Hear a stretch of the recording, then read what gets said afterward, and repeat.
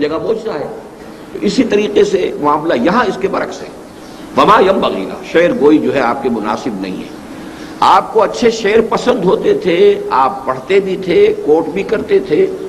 آپ کا یہ بھی ہے ان من الشعر لحکمۃ وان من البیان لسحرا، یہ بھی آپ کا قول مبارک ہے. بہت سے اشعار میں بڑی حکمت ہوتی ہے اور بہت سی تقریریں جادو کا سا اثر رکھتی ہیں، یہ بھی آپ کا فرمان ہے. لیکن یہ ہے کہ خود آپ کو اللہ نے طبیعت کی مناسبت بھی عطا نہیں فرمائی تھی. چنانچہ آپ اگر شعر پڑھتے بھی تھے تو آپ نے بہت سے لوگوں کو دیکھا ہوگا کہ شعر یاد انہیں بہت ہیں، کوٹ کرتے ہیں، لیکن کہیں نہ کہیں سکتہ کر جاتے ہیں، نہ وزن ٹھیک رہتا ہے، غلط پڑھتے ہیں. خود حضور کا معاملہ بھی یہ تھا. ایک موقع پر بلکہ بڑا دلچسپ واقعہ ہوا کہ حضرت ابوبکر رضی اللہ تعالیٰ عنہ بھی موجود تھے. حضور نے کوئی شعر پڑھا اور وہ غلط پڑھا، مطلب یہ کہ اس کا وزن غلط ہو گیا یا کچھ اور سکتہ ہو گیا. تو حضرت ابوبکر رضی اللہ تعالیٰ عنہ مسکرائے اور انہوں نے عرض کیا انی اشہد انک لرسول اللہ، میں گواہی دیتا ہوں آپ اللہ کے رسول ہیں. یعنی جو قرآن نے کہا ہے کہ وما ینبغی لہ، یہ شعر جو ہے یہ آپ کے شایان شان ہی نہیں ہے. تو شعر کو صحیح پڑھنے کی بھی اللہ تعالیٰ نے آپ کو وہ جو ہے مناسبت تبع عطا نہیں فرمائی. تو انی اشہد انک رسول اللہ، میں گواہی دیتا ہوں. بہرحال اس اعتبار سے جہاں تک علامہ اقبال کا معاملہ آپ نوٹ کر لیجئے، کل کا میرا اگر اشتہار آپ کی نگاہ سے گزرا ہے تو 3 چیزیں اس میں قابل غور ہیں. پہلی چیز یہ ہے کہ میں نے انہیں اسلامی فکر کا مجدد قرار دیا ہے. مجدد فکر اسلامی بہت بڑا لفظ ہے جو میں نے استعمال کیا ہے. اور میں اگرچہ جو بھی 14ویں صدی ہجری کے مجددین کا جب شمار کیا کرتا ہوں تو میں ذرا مختلف ناموں سے کچھ نام لیا کرتا ہوں. مجدد اعظم شیخ الہند ہیں، لیکن یہ کہ اس میں جو کام کیا علامہ اقبال نے، مولانا مودودی نے، اسی طریقے سے مولانا الیاس صاحب نے مختلف پہلوؤں سے دین کے مختلف شعبوں کی تجدید کی ہے. تو جہاں تک فکر اسلامی کا تعلق ہے اور خاص طور پر اسلام کا انقلابی فکر، اس کا مجدد قطعی طور پر، یقینی طور پر، حتمی طور پر علامہ اقبال.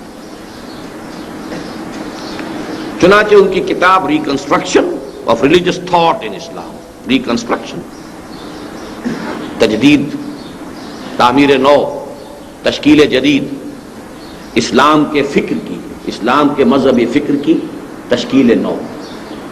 لیکن میں یہ سمجھتا ہوں کہ اس کتاب سے کہیں زیادہ در حقیقت ان کا جو فکر انقلابی ہے وہ ان کے اشعار میں ہے.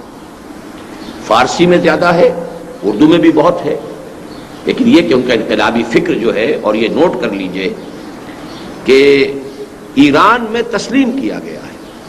ایران کا انقلاب اگرچہ وہ اس معنی کا انقلاب نہیں ہے کہ کسی انقلابی جماعت نے انقلابی جدوجہد کے مراحل طے کر کے انقلاب برپا کیا، لیکن یہ کہ اگر کوئی فکری کام تھوڑا بہت بھی اس کی بنیاد میں تھا تو وہ ڈاکٹر علی شریعتی تھے. اور ڈاکٹر علی شریعتی نے صاف طور پر یہ کہا ہے کہ ہمارا یہ سارا فکر اقبال سے ماخوذ ہے. ما و اقبال، ہم اور اقبال، یہ ان کی کتاب. مجھے تو معلوم نہیں تھا جب میں نے اپنی تقریر کی سن 73 میں اور پھر اس کو شائع کیا، علامہ اقبال اور ہم، یعنی بعین ہی وہی فارسی ترکیب میں ما و اقبال کے نام سے ان کی کتاب ہے ضخیم. اور جو فکر کوئی بھی تھوڑا بہت ایلیمنٹ جو انقلاب ایران کے بنیاد میں اگر کوئی فکری مواد ہے تو علامہ اقبال کا ہے. اور میں اپنی ایک پوری کتاب جو ہے اس موضوع کے اوپر لکھ چکا ہوں. بر عظیم پاک و ہند میں اسلام کے انقلابی فکر کی تجدید و تعمیل، اور تفصیل سے میں نے واضح کر دیا ہے کہ وہ جو انقلابی فکر تھا جو دور خلافت راشدہ کے بعد رفتہ رفتہ رفتہ رفتہ بیک گراؤنڈ میں فیڈ اوے کر گیا، ملوکیت کا دور آ گیا، اسلام ایک مذہب بنتا چلا گیا، جزوی حقیقت بنتا چلا گیا، اس کو فکری سطح پر دوبارہ زندہ کرنے والا شخص اقبال ہے.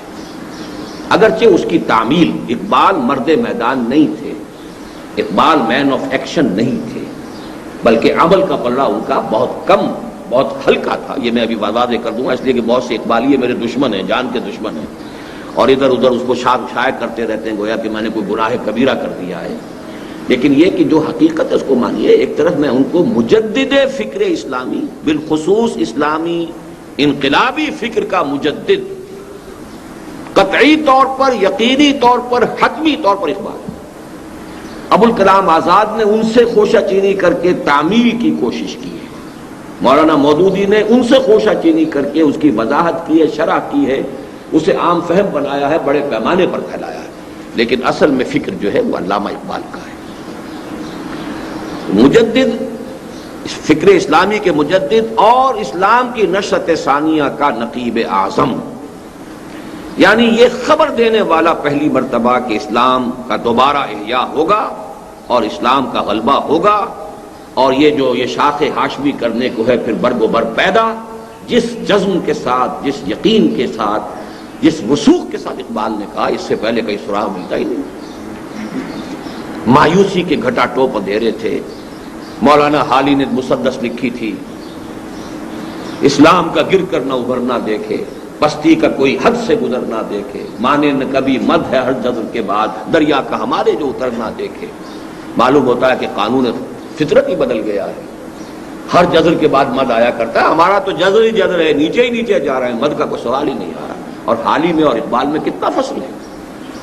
اس حوالے سے اقبال نے آ کر کہا نہیں، سنا ہے یہ قدسیوں سے میں نے، نکل کے صحرا سے جس نے روما کی سلطنت کو الٹ دیا تھا، سنا ہے یہ قدسیوں سے میں نے، فرشتوں نے میرے کان میں سرگوشی کی ہے، تو وہ شعر پھر ہوشیار ہو، اور کتاب ملت بیضا کی پھر شیرازہ بندی ہے، یہ شاخ ہاشمی کرنے کو ہے پھر برگ و بر پیدا۔ یہ ساری باتیں جو ہیں جس طریقے سے آسماں ہوگا سحر کے نور سے آئینہ پوش، اور ظلمت رات کی سیما پا ہو جائے گی، یہ سب کچھ ہو کر رہے گا۔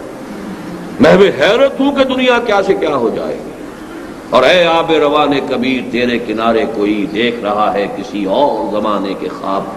تو اسلام کی نشأت ثانیہ، غلبہ دین حق جو ہے، اس کا نقیب اعظم، اس کا ڈھنڈورا پیٹنے والا، اس کے لیے نوجوان نسل کے دلوں میں امید کے چراغ روشن کرنے والا، جس میں سب سے پہلے میں اپنا نام جو ہے تجویز کرتا ہوں کہ میں خود، میرے دل کے اندر جو بھی امید کا چراغ روشن ہوا ہے وہ 5ویں جماعت کے طالب علم کی حیثیت سے ہوا ہے، علامہ اقبال کی اسی شاعری کے ذریعے سے۔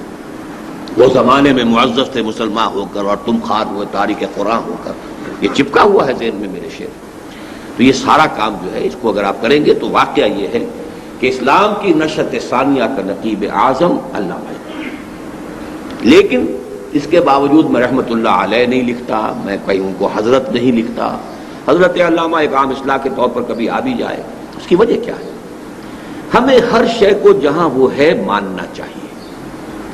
وہ متدین انسان بھی نہیں تھے، سیدھی سیدھی بات ہے۔ عشق رسول دل میں جتنا تھا، محبت جتنی تھی، وہ اپنی جگہ ہے، لیکن اتباع رسول، نماز 5 وقت، نماز 5 گانا، مسجد میں ادائیگی، شاعر دینی، ظاہر بات ہے کہ اس میں نہ صرف یہ کہ وہ مرد میدان نہیں تھے کہ انہوں نے انقلابی فکر دیا، انقلابی تحریک کوئی نہیں اٹھائی، انہوں نے مسلمانوں کی بہبود کے لیے قومی سطح پر کام کیا، مسلم لیگ کے ایک ادنا کارکن کی حیثیت سے، جسے میں بہت بڑا ایثار، بڑی قربانی سمجھتا ہوں۔ ایک انٹلیکچوئل جائنٹ ایک شخص ہے اقبال، انٹلیکچوئل ہونے کے اعتبار سے قائد اعظم کی کوئی حیثیت علامہ اقبال کے مقابلے میں نہیں۔ وہ ایک بہت بڑے سیاسی رہنما تھے، مدبر تھے، سیاستدان تھے، ڈپلومیٹ تھے، پارلیمنٹیرین تھے، سب کچھ تھے۔ مفکر جس کو کہا جاتا ہے، کوئی حیثیت ہی نہیں، مصنف نہیں ہے، مفکر نہیں ہے، اس کا کوئی فلسفی نہیں ہے۔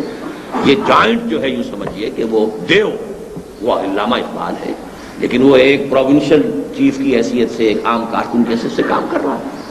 حالانکہ وہ بلاتا ہے قائد اعظم کو کہ آئیے خدا کے لیے اس قوم کی جو اس وقت جس قیادت کی اس قوم کو ضرورت ہے، اس کا آپ ہی صرف اس کے تقاضے پورا کر سکتے ہیں۔ تو اس حوالے سے یہ ہے، لیکن جہاں تک عمل کا معاملہ ہے، ہمیں ماننا پڑے گا، ہمیں اپنے معیارات کو ختم نہیں کرنا ہے۔ معیار میں ہمارے لیے عمل محمد الرسول اللہ والذین معہ ہے، اور یہ خود اقبال کا کہنا ہے، بمصطفیٰ برساں خویش را کہ دی ہمہ اوست اگر بہو نہ رسیدی تمام بولا بیست۔ اس اعتبار سے میں یہ کہتا ہوں کہ ان کا وہ متدین انسان بھی نہیں تھے، وہ عمل کے میدان کے سپاہی نہیں تھے، اور ان کا عمل کا پلڑا ہلکا تھا، لیکن جہاں میں نے یہ الفاظ لکھے ہیں وہاں ایک بڑی احتیاط برتی ہے۔ ان کے فکر کے مقابلے میں عمل کا پلڑا، میں اپنے عمل سے نہیں ان کا تقابل کر رہا کہ ایک شخص فکر کی اس بلندی پر ہے، ماؤنٹ ایورسٹ کے اوپر بیٹھا ہوا ہے، اس کے اعتبار سے کہہ رہا ہوں، جو اس کا کمپیریزن ہے، جو ریشو پروپورشن ہے کہ فکر جو ہے وہ اتنی بلندی پر ہے، اس میں کوئی شک نہیں ہے، لیکن عمل کا جو ہے اس کے تناسب سے ان کا پلڑا بھاری ہے۔ اسی لیے میں جو لفظ اپنے والد کے لیے استعمال کرتا ہوں مرحوم، وہی لفظ ان کے لیے استعمال کرتا ہوں۔